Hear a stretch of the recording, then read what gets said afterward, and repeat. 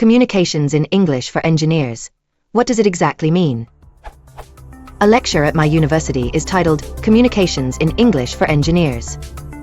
Somebody from my year stated that communications, in plural, relate to telecommunication and generally engineering/science discipline, rather than process of communicating between two or more entities, people/devices/anything else. However, my brief Google research have not confirmed this. Most dictionaries queried about communications, in plural, show a page for this term, but description seems more like one for communication.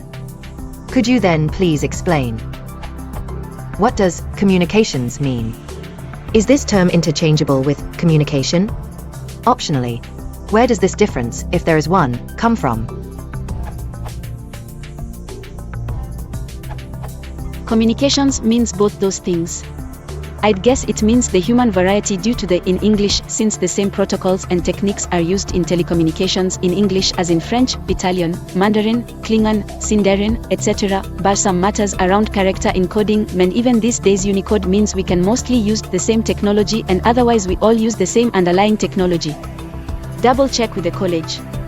I've had some amusing anecdotes about course titles that were taken to mean one thing, but actually meant another thing, when both were perfectly valid ways of understanding the English. You may not want part of your academic year to bring you nothing but an anecdote that is amusing to someone else.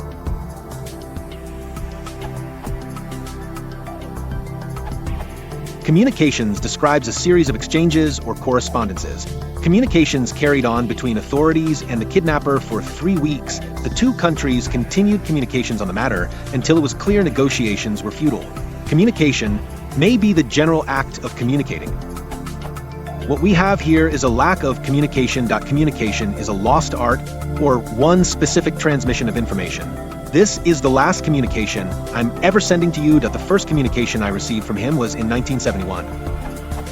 Expanding on this last point, there are cases where context dictates that communications means multiple transmissions of information, which are not necessarily part of a single series of exchanges. The first communications I received from him were in 1971. Although grammatically correct, this usage is a bit clumsy. Apologies for not answering the ops question directly. If you want to support the channel, please consider liking and subscribing.